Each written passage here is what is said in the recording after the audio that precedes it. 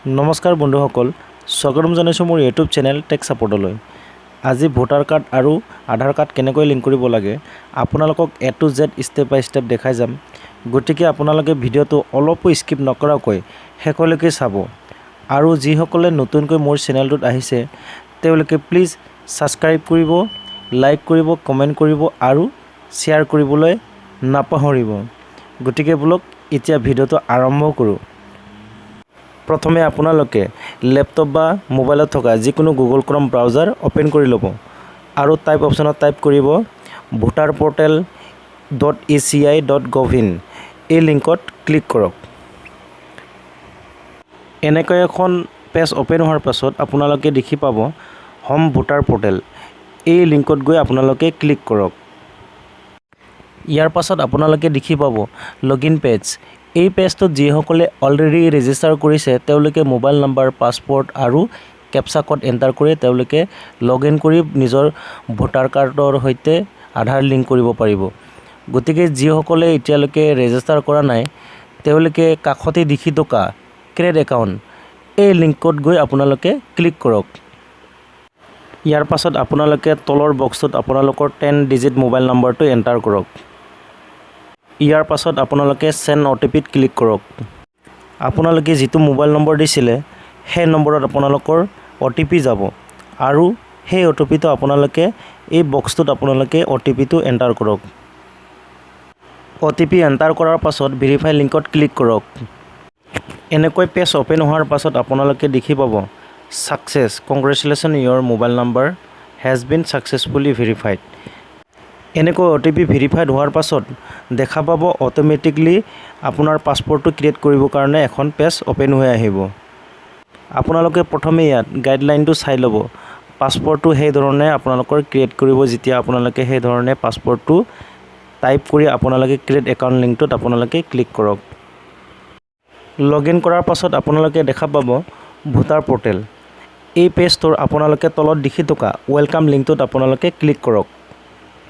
ইয়াৰ পাছত এনেকৈ এখন voter portal home page open হৈ আহিব।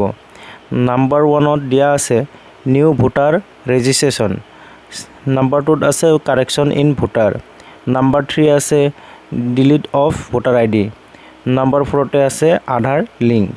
আপোনালোকে এই লিংকত ক্লিক কৰক।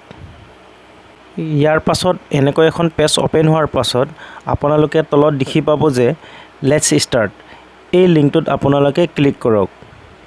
ইয়াৰ পাছত এনেকৈ এখন পেজ ওপেন হৈ আহিব য'ত লিখা আছে do you already have voter ID number. আপোনাৰ ভোটাৰ ID নম্বৰ আছেনে?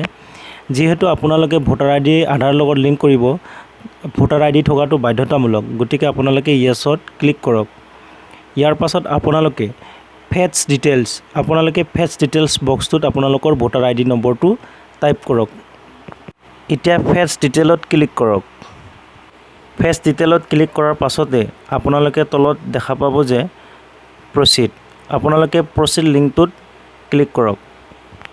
ইয়াৰ পাছতে আপুনি দেখি পাব যে এনেকৈ এখন আপোনাৰ ভোটাৰ IDত থকা সম্পূৰ্ণ ডিটেইলছটো ওপেন হৈ আহিব। ইয়াৰ পাছতে আপুনি তলত যাব ছেভ এণ্ড কণ্টিনিউ। আপুনি ছেভ এণ্ড কণ্টিনিউত লিংকটোত ক্লিক কৰক। ইয়াৰ পাছতে আপুনি দেখি পাব যে নেক্সট পেজ ওপেন নহওঁতে আপোনাৰ মোবাইল নম্বৰটো আপডেট দিব লাগিব। আপোনাৰ যিটো মোবাইল নম্বৰ ৰেজিষ্টাৰ হৈ আছে সেই মোবাইল নম্বৰটো টাইপ কৰি আপুনি চেণ্ড OTPত ক্লিক কৰিব। ইয়াৰ পাছত আপোনাৰ মোবাইলত যিটো OTP আহিব সেই OTPটো আপুনি ইয়াত এণ্টাৰ কৰি ভেৰিফাই কৰিব। মোবাইল নম্বৰটো ভেৰিফাইড হোৱাৰ পাছতে আপোনালোকৰ এনেকৈ এখন নাম থকা পেজ ওপেন হৈ আহিব। আপোনালোকে ওপৰত দেখি পাব য়েছ বক্সটোত ক্লিক কৰিব। ক্লিক কৰাৰ পাছত আপোনালোকে আপোনালোকৰ আধাৰ নম্বৰটো টাইপ কৰিব। আধাৰ নম্বৰটো টাইপ কৰাৰ পাছত আপোনালোকে আধাৰ নম্বৰটো ভালকৈ চাই ল'ব। তাৰ পাছত আপোনালোকে তলত দেখি থকা ছেভ এণ্ড কণ্টিনিউত ক্লিক কৰক। ইয়াৰ পাছতে আপোনালোকে দেখা পাব যে জেনেৰেল ডিক্লেৰেশ্যন। আপোনালোকে যিটো ঠাইৰ পৰা এপ্লাই কৰিছে সেই ঠাইৰ নামটো টাইপ কৰিব লাগিব। আপোনালোকে ইয়াৰ পাছত ছেভ এণ্ড কণ্টিনিউ অপশ্যনটোত ক্লিক কৰক। এনেকৈ এখন নাম থকা ভোটাৰ ID নম্বৰ আৰু আধাৰ নম্বৰ থকা এখন এপ্লিকেশ্যন ফৰ্ম পেজ ওপেন হৈ আহিব। আপোনালোকে এই পেজখন প্ৰিণ্ট আউট কৰি ৰাখিব পাৰে, নহ'লে স্ক্ৰীনশ্বট কৰি ৰাখিব।